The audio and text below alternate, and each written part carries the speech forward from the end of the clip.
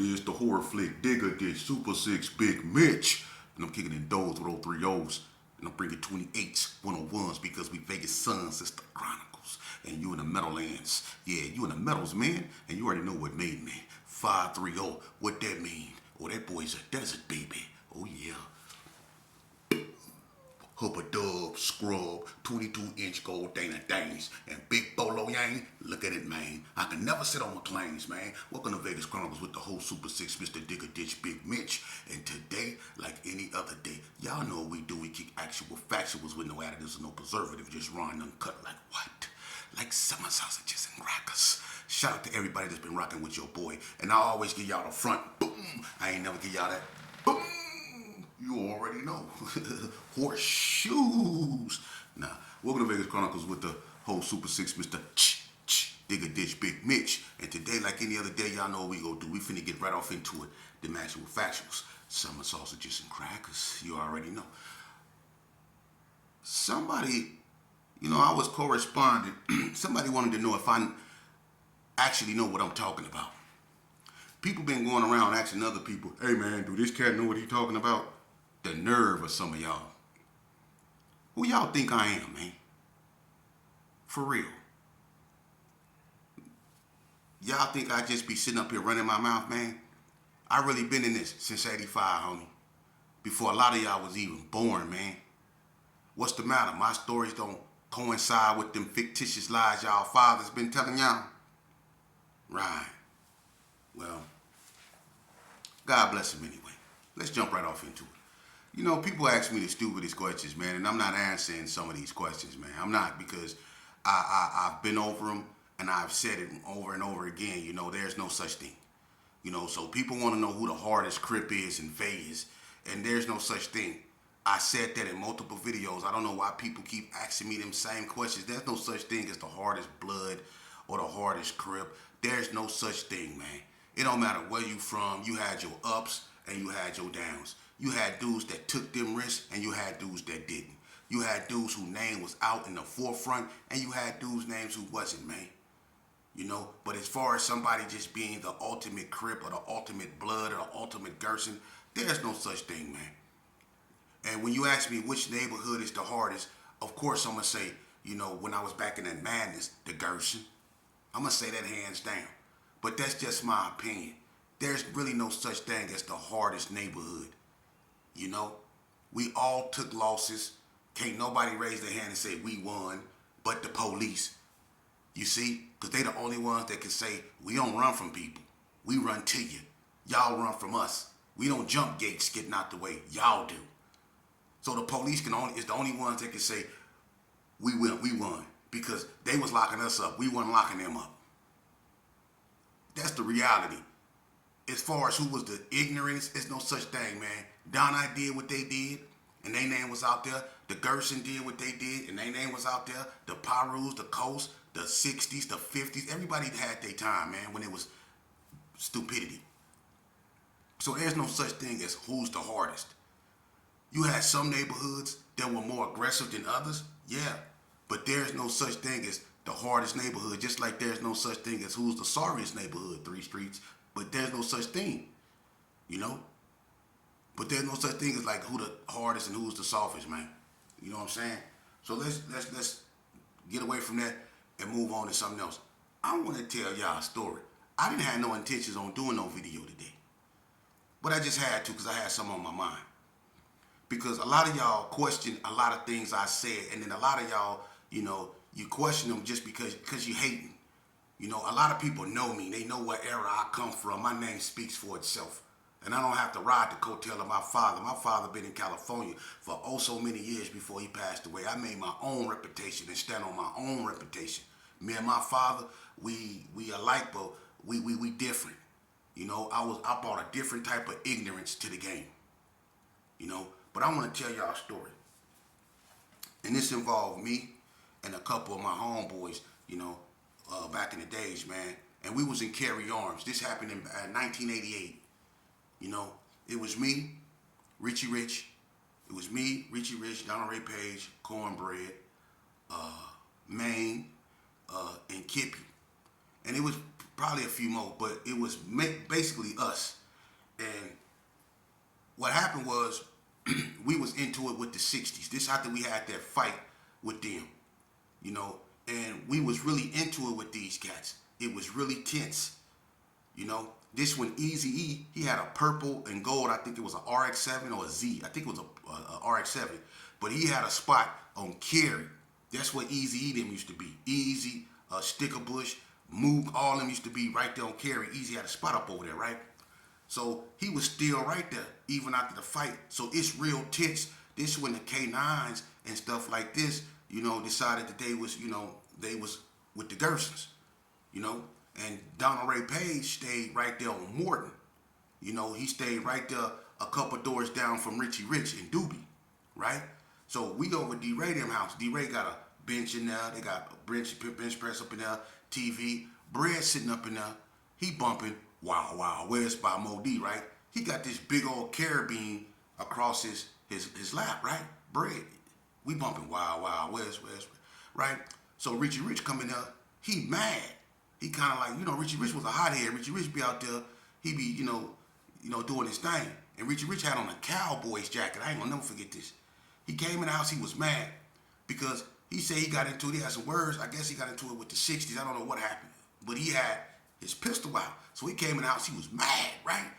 And people know how Richie Rich is. He a hothead. So we all fall out the house, Maine, everybody, especially Maine. So Maine get the carabiner, we come outside, you know what I mean? We go looking for the 60s and stuff because they had words with Richie Rich or whatever because Richie Rich was around there doing his thing. So we walk through Carry Arms and stuff, you know, we trying to figure out who he got into it with. You know, we didn't find nobody, so we all out and we got guns and stuff like that, and we looking for 60s, right? We don't find nobody, right? So we go back, we kicking it, we getting drunk, we drinking, we get the wrestling, playing around in the house and stuff like that, you know what I mean? So Bread, he ended up leaving with Girl Bug. That's when him and Girl Bug was messing around with each other. So Bread ended up leaving. So now we all kicking it in the house and stuff like that. Me and Richie Rich, we go outside. Rich out there serving and stuff like that. I'm just out there chilling with him, you know what I'm saying? Just in case some more 60s, you know, if he run into him again, he has somebody got his back. Kip Nut, D-Ray and all them, they up in the house. So me and Richie Rich, we on the side of the house over there by where Anthony Webb moved. It was a little tree right there. So we up over there, and I'm just kicking it, woo, right? The 60s come through there. I guess whatever Richie Rich and whoever he got into it with, you know what I'm saying, I guess they went and got their thing, but they come through there, the 60s, right? And so they roll up on me and Richie Rich. Richie Rich looked, he thought they was trying to buy, you know, some flame. So he started walking toward the car, and when he looked, he said, who is that? And they got the blowing on Rich. Boom, boom. Rich he like dived on the ground and he was laying like sideways. He got to giving it to him back. Boom, boom, boom, boom, boom, boom. I broke in the house. I'm saying I ain't had no gat. You know what I mean? I left it in the house when I came outside with Richie Rich. I ain't had no gat. I left it in the house. So I run in the house, and as I was running in the house, Maine was coming out. Maine had a Uzi. Maine came up out of that spraying. He was like loose, right? So it was a big old shootout, whatever. We run back in the house, put the things up, and I get, you know what I mean? I go back to the Gerson. I come back over there the next day, you know, it's Hacksaw, Kip Nut, you know, D-Ray, Lamont Page. We all up over there. We kicking it, right? Now, everybody remember when that meter man came because we had to get them things up out of there. And we put the things in the little meter box. And the meter man came up over there and he opened the meter. We didn't even know. He opened the meter and he seen them guns and he shut it. And he ain't tripped or draw no attention to himself. He left. He called one time. Man, one time came over there so deep surrounded. Man, they had everything shut down and went right up in them meter and got all them things, man. For real. And we was sitting in the house scared to death because we didn't know that if someone seen us put them up in there or whatever. So we sitting in the house scared to death, right? And the reason why I'm telling y'all this story is because, like I said, it was me. It was Bread. The first day, but Bread left. But it was Kippy. It was Hacksaw. It was Richie Rich. It was Maine. It was Donna Ray Page. And it was Lamont Page. I'm going to tell you something. out of everybody I just named, only me and Lamont Page is still alive. Donald Ray Page gone, Man gone, Bread gone, Kip Nut gone, Richie Rich gone, Hacksaw gone. They all gone. All of them. They gone. So when y'all question what I talk about, just understand it took a lot of courage for me to get on this camera and talk to y'all the way I do, because I lost so much. And you got these cats that be questioning what I be talking about. Do I look like I'm playing, man? You know how hard it is for me to sit up here in the camera after I know I've been stabbed in my eye and talk to y'all, and people come on this camera and they look and they see my face and they be like, hey, what's wrong with his eye? You know what I've been through? I'm trying to get a word out to y'all children. I really live this life. I ain't no mark. I ain't nobody that's perpetrating the funk. I didn't do 20 years for jaywalking. I'm not one of the most known treacherous gang members that ever walked in the state of Nevada for no reason, man. I was a 13, 14-year-old youngster who couldn't walk by the police. When they see me, they pointed to the roof, to the hood of the cop. I was horrible. You ask my mama. Because she felt it the most. Just like y'all mamas feel it. And it amazes me how everybody questions. They want to question what you say until they get caught up. When they caught up, and I noticed this, when they caught up, everything you say to them is golden, especially if they're looking at a lengthy period in prison. When we in the OG, so you think that see, we go through that over and over again. You gotta tell a person they got action in so many different ways. They want to hear they clean to every word you say, especially if it make them feel good about their situation. But when you sitting here, you giving them clear history to avoid all that, so they don't end up in them situations, or they don't want to hear it. Or they want to question what you say. Oh, he ain't did all that. Or he ain't did all. I got my PSI report. See, that's the thing. I could sit down with anybody in Las Vegas and I dare one of them to prove me wrong. Now, if I got some of my dates wrong and stuff like that, nobody's perfect. But it's very seldomly that I do that. Y'all seen me interview Carl Wesley, right? Who is he? Is he a nobody? Y'all heard what he said. Go back and look at the video. Y'all seen me interview Mad Meech. What'd he say? Y'all seen me interview HP. Y'all seen me interview the great Ruby Duncan. Y'all seen me interview Marcus, my cousin, Marcus Allen. I ain't interview nobody but reputables. So what you mean, do I know what I'm talking about? I tell y'all all the time who my father was, man. And let me tell you something, man. It don't matter how much a person try to hate on me or slander my name. You can't. That's why I can still put my face on the camera. You can't slander me and you can't lie on me.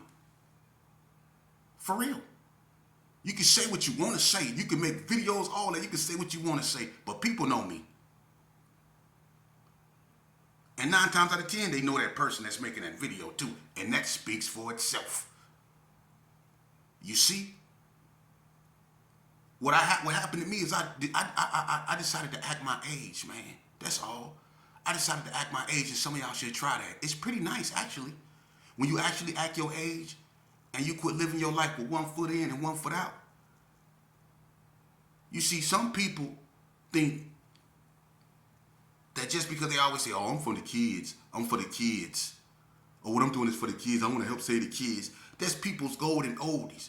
That's why when people actually try to help the youth and really come with a platform to try to rein in the youth, people don't respect it because so many people came before me trying to preach the same thing, but they had one foot in and they had one foot out. You see? Well, I'm going to tell you something. I don't do this for monetary gains. For real, I don't look for recognition. I don't want to be famous. I was already famous. I don't want to be famous. I don't want monetary gains. I want youth and y'all children to actually have a chance. I want the youth to know that they're worthy of living. I want us to quit blaming everybody else for our problems. I want us to start talking to one another instead of at one another. You see, real gangsters don't raise gangsters. Real gangsters raise civilians. So if you've been in the game and you've been a gangster and you raise your child up not to be one, then you, my friend, is the biggest blessing to your community. Because real G's, we raise civilians. We don't raise gangbangers. Because we know what that do. I don't want my child growing up thinking that every police is out to get him and that all police is bad and that all white people bad. No, I want my child to live his life the same way Martin Luther King said that we all should live our life, by the content of our character. Judge people solely on that, by the content of their character. That's how I judge people. I don't care where you from.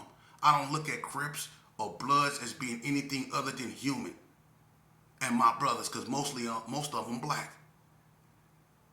You see? I want these youngsters to know it don't matter how many bodies you say you got, how many dudes you knocked out. Once they get you behind them fences and they put you behind them concrete walls and they get you in that little box room right there with the food flap, you ain't nothing but a number, bruh. And the only homie you gonna have is God. For real. Because once they shut that door, they don't care nothing about you. They gonna move on to the next inmate, man. It no matter who you is. And the way the penitentiary system is now, it's not like it used to be, man. It ain't Camp Happy no more. The prison system is not Camp Happy no more. These cats, listen, it ain't I did 20 years in prison, and I never heard of one time where a prison, not even an Ely Max, when it was at its height, when it was at its worst, I never heard of one time where 4 people were unalived in 1 month. That's some California stuff. What happened in our prison systems? People like me, we was the last line of defense. Why you think we got in riots? Because people were always trying to take over something. They was always trying to exert their form of authority because they come from a different state where it went like this. So they tried to bring it out here. And people like me that come from my era, the NTGs that come from my era, the Lil Watches, the Casios, the Daoos, the Cowfolks, we was the last line of defense for people taking over our yards, man. And when we started to wither away and stuff like that, now you see what's going on. Because when people like us was up in there, our youngsters, our youth wouldn't get unalived like that. They wasn't. People still had semi-control over them.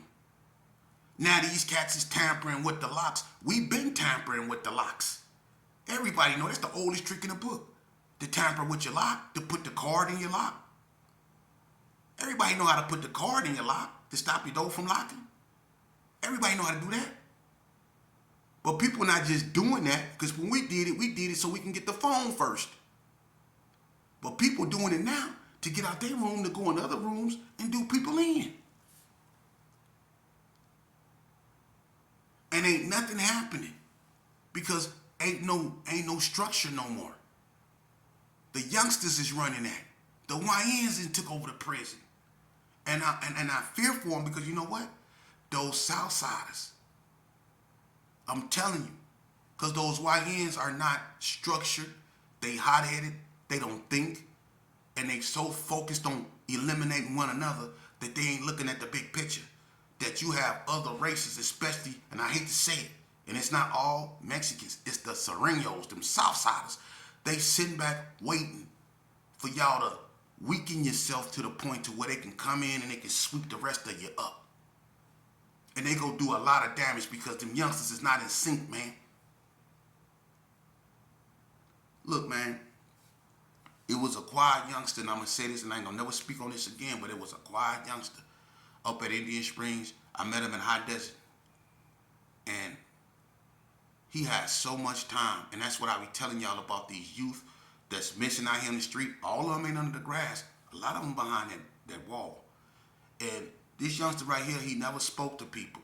He was with the little clique thing, the squad wood thing. I forget which one he was. I think he was a wood. I'm not for sure. Could be squad or wood with him. But he was a blood, I think a playboy. And I used to like this youngster, man, because the way he conducted himself, he was very respectable. He stood on his little click banging thing. Whenever he seen one of his enemies, he got right at him. But other than that, he was respectful. He was respectful. You know, he used to always blast his little music, you know what I mean? He had his little boom box. He was a cool little youngster, man. And I remember when I was at Indian Springs, I was in a trust program. I was getting ready to go home. And I remember him. It was the youngster I'm talking about. And there was another youngster named S. Dot. S. Dot was from California. He was a Cali blood. Real cool. He was an older cat, but he moved and he act like a youngster. S. Dot was real cool, but he was serious about that red rag. It was bloods with him, you know. So they came down there to our unit to actually put in some work, you know. And I don't know if it was on. I think it had something to do. And I'm gonna just keep it real. It had something to do with Big Looney from Reap Boys and Jason Gallagher from Reap Boys. They two white bloods, but Jason Gallagher, instead of fighting Looney behind whatever personal, you know, situation they had going on, he decided he go break away from the blood guy, Jason Gallagher, who was a Reap Boy. He go back to Elko with me. He was a Stone Cold Blood, one of the first white bloods in Vegas. So he instead of him fighting Big Looney, his homeboy, because he was calling Looney a RAT for whatever reason. So instead of him fighting Big Looney, he decided to break away from the bloods and fall in line with the whites. You know, so he dropped his red rag and decided to be with the white boys instead of dealing with Big Looney. But the youngster came down there with S. Dot to get Jason Gallagher, right? But however they worked that out, I'm not finna get in blood business like that, but that's what that was. And I talked to that youngster when he was down there. That was the last time I seen him. I hugged him and I embraced him. I was like, man, get from down here with that bull crap, man. He was laughing, man. You know what I mean? But he was a good youngster. And his name was Thorough B. You know, he was tall, man. And what happened was Thorough B got into it with a white boy over the phone, man. I don't know what happened. I wasn't there. But he got into it with a white boy over the phone. This white boy had a life sentence, man. He wasn't never going nowhere. And neither was Thorough B. And whatever happened, man, you know, I guess Thorough B took the phone from the white boy, whatever. The white boy went in his room, came back, and stabbed Thorough B up, man. Unalive Thorough B. And that's what I mean by the youngsters, man. We losing them in that system. And now it's really getting out of control because if you notice, everybody that's being unalive has been 34, 18, 26. They're youngsters, man. They're youngsters. And ain't nobody stepping forward to try to rein them in because back in the days, it didn't matter who you was. It was even Cali boys like Big Mouse.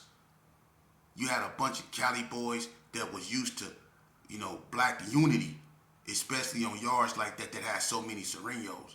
So they always preach, man, let's stop tripping with one another and let's focus on the bigger picture, man.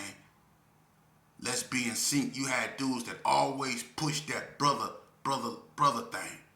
People like Safari, brotherhood. They call him brotherhood. He was for his people. It didn't matter where you was from. He was for his people.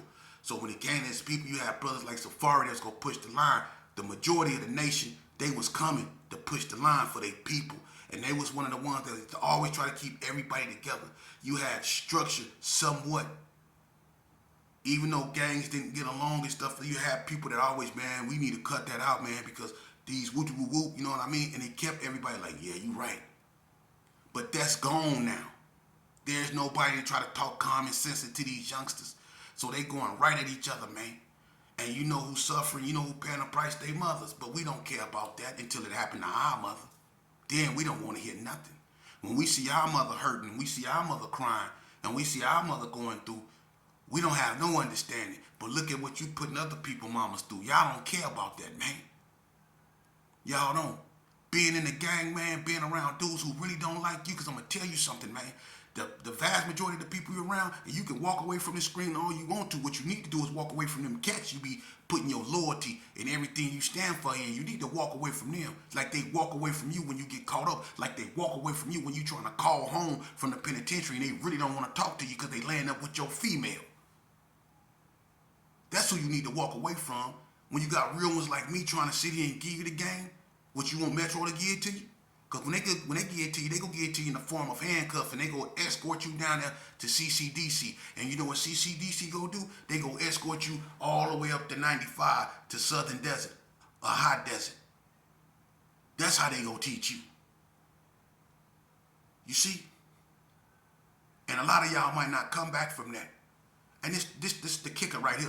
A bunch of people that be shooing me away, a bunch of people that be, he don't know what he talking about, a bunch of people that be back, oh, he just running his mouth. Yeah, y'all be the same ones up there putting Big Pretty on your enemy list on medication, trying to do everything but be affiliated.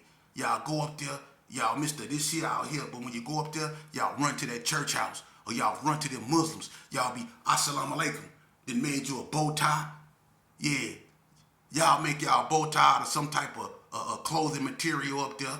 You got a pound of Vaseline on your face, then got you some new state glasses on. You didn't clean yourself up. You got the Quran, you perked up now. Assalamu alaikum, my brother.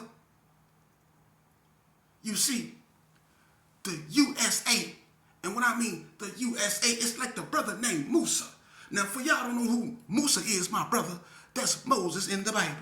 But see, in Islam, they spell his name M-U-S-A. And if you look at the word M-U-S-A, my brother, you will see in it, it has USA, which stands for the United States of America, my brother. And would you like a bean pie? Yeah, see, you're going to be up there doing that. But see, out here, y'all want to discredit people. You can't never discredit me, boy.